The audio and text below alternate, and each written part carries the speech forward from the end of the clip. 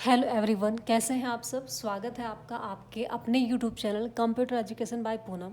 और आज मैं आपके लिए लेकर आई हूँ एमएस एक्सेल का इम्पोर्टेंट टॉपिक, जो कि हमने इससे पहली वीडियो में भी हमने कवर किया था, जिसमें हम पढ़ रहे थे फ्यूचर वैल्यू का फॉर्मूला। और फ्यूचर वैल्यू का फॉर्मूले में मैंने आपको बताया था, कुछ चीज़ें मैंने आपको निकाल के बताई थी कि अगर हम हर महीने का रिकॉर्ड निकालना चाहें और उसको शो करना चाहें तो इस तरह से हम उसको शो कर सकते हैं।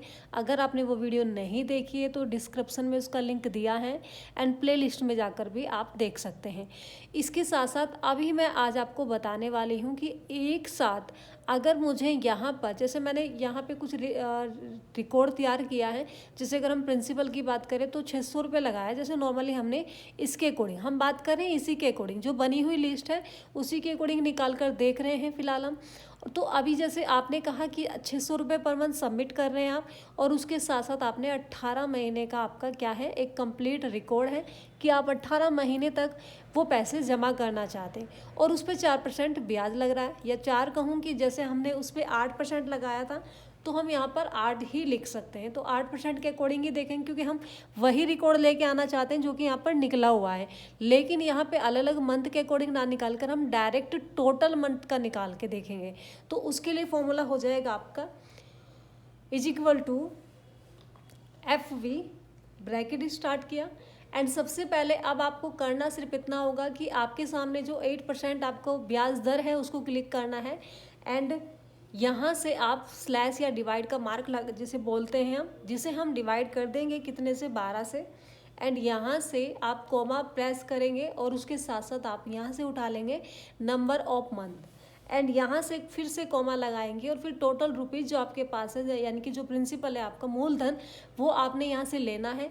और इसे लेने के बाद आपको ध्यान रखना है कि आपको 2 बार कॉमा लगाना है, डबल कॉमा नहीं लगाना है। ध्यान रखना कि 2 बार कॉमे को क्लिक करना है आपको, और उसके जस्ट बाद आपको 0 या फिर 1 लिखना है। अभी मैं 0 या 1 क्यों लिख रही हूँ, ये चीज़ भी आपको समझना है कि 0 हम तब लिखेंगे कि यदि हम रिकॉर्ड निकाल रहे हैं मंथ के लास्ट में।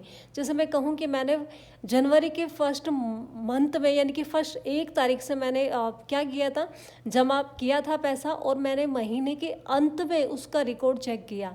यानी कि अगर हम कहें कि 31 जनवरी को हम निकाल रहे हैं तो हम 0 लगाएंगे। लेकिन अगर मैं कहूँ कि मैं 1 जनवरी से 1 फरवरी तक का रिकॉर्ड निकालना चाहती हूँ तो उसके लिए मुझे यहाँ से क्या लगाना है, मुझे यहाँ से 1 लगाना है। तो ये चीज़ आपको ध्यान रखते हुए चलनी है। उसके बाद आप ब्रैकेट बंद कर देंगे एंड एंटर बटन प्रेस कर देंगे। आप देखेंगे आपके पास ये टोटल यहाँ पर निकला हुआ है। अब ये रिकॉर्ड आपका यही आया हुआ है नहीं आया है, तो आप इसको चेक कर सकते हैं। यहाँ पे कितना है, 11,510, और यहाँ पर भी 11,510 आपका कंप्लीट निकला हुआ है। तो जाहिर सी बात है, ये जो रिकॉर्ड निकला है तो ये 1 महीने की, अगले महीने की तारीख यानी कि 1 से 1 तक के अकॉर्डिंग निकला हुआ है। अगर मैं कहूँ कि मुझे, जैसे मैंने कहा था कि महीने के उसी लास्ट मंथ की लास्ट तारीख को मुझे रिकॉर्ड निकालना है, तो यहाँ से आप क्या करना है, 1 को हटा के 0 लगा के देखेंगे एंड एंटर कर देंगे। तो आप देखेंगे जो रिकॉर्ड होगा वो कम या ज़्यादा आपको मिल जाएगा, क्योंकि महीने में कम ज़्यादा दिन भी होते हैं, तो उसके अकॉर्डिंग आपका निकल जाएगा। इसके साथ नेक्स्ट फॉर्मूला हम देख लेते हैं।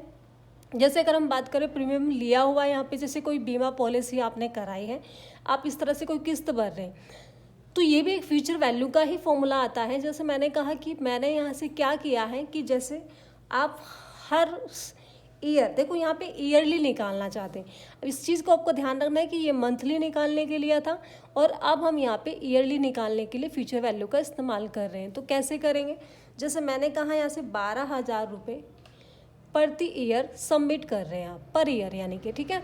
और कितने ईयर में, कितने ईयर तक करना है, जैसे मैंने कहा जो ये पॉलिसी है ये आपकी 15 साल की पॉलिसी है, तो आपने 15 लिखा। इंटरेस्ट दर कितना लग रहा है वो आपके ऊपर या कंपनी के ऊपर डिपेंड करता है कितना। जैसे मैंने यहाँ से कहा कि 5% लग रहा है भाई, ठीक है जी। अब इसका टोटल रुपीज़ मुझे निकालना है।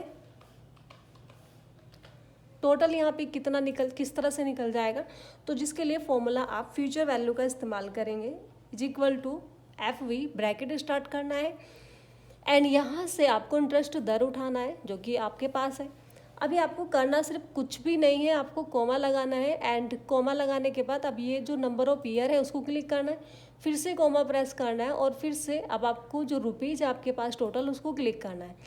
अब इसको हम क्यों नहीं निकालें, तो ध्यान रखें कि हम इसमें कोई मल्टीप्लाई या डिवाइड नहीं कर रहे हैं, क्योंकि ना तो आप यहाँ पे मंथली निकाल रहे हैं और यहाँ पे ईयर का मतलब है, तो 15 साल है तो उसका मतलब है कि 15 साल तक ही आप 15 साल यानी कि एक साल में 12,000 रुपये ही सबमिट कर रहे हैं। तो टोटल आप देख सकते हैं, प्लस हम यहाँ से फॉर्मूलाज निकाल रहे हैं, ब्रैकेट बंद करेंगे एंड एंटर कर देंगे। तो ये आपका कंप्लीट यहाँ पे 5% ब्याज के अकॉर्डिंग आपका इस तरह से रिकॉर्ड निकल जाएगा। जैसे 2,58,942 रुपये कुछ आपके 15 साल के बाद इकट्ठे हो जाएंगे। तो ये आपने फ्यूचर वैल्यू यहाँ पे चेक किया है। इसके साथ साथ अब हम कुछ देख लेते हैं पीएमटी का फॉर्मूला। वैसे मैं पीएमटी का फॉर्मूला आपको अलग से भी कराऊंगी, लेकिन कुछ हम यहाँ से देख लेते हैं इसी के अकॉर्डिंग निकाल कर।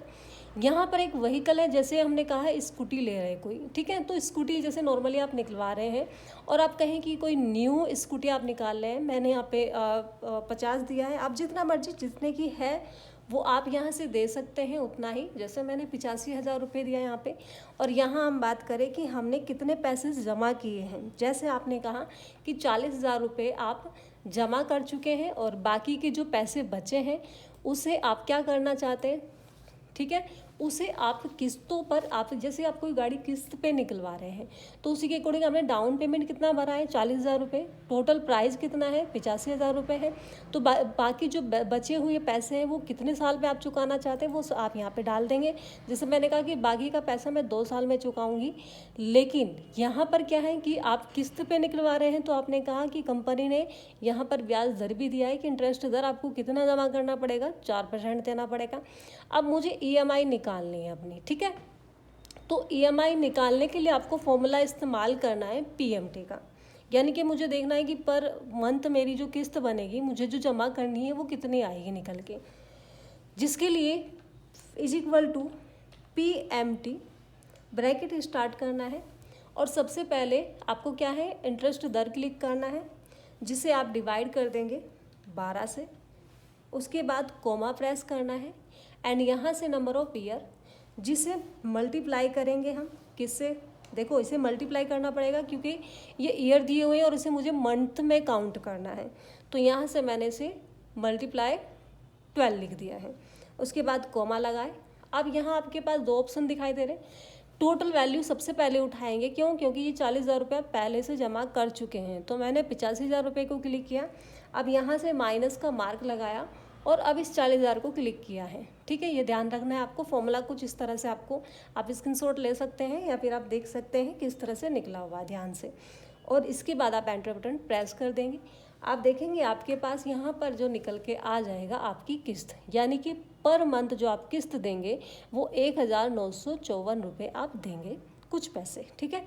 तो इस तरह से आप पीएमटी का फॉर्मूला इस्तेमाल कर सकते हैं बड़ी ही आसानी से। इसे आप इस्तेमाल करके देखेंगे। इसके बाद मैं आपको पीएमटी, पीपीएमटी, आईपीएमटी कंप्लीट कराने वाली हूँ। इससे नेक्स्ट वीडियो में हम उस पर काम करेंगे। अभी आप इसको देखिए, करिए। आई होप ये समझ आ गया होगा आपको। तो चलिए फिर मिलते हैं नेक्स्ट वीडियो में नए मैटर के साथ या नए फॉर्मूलाज के साथ। Thanks for watching.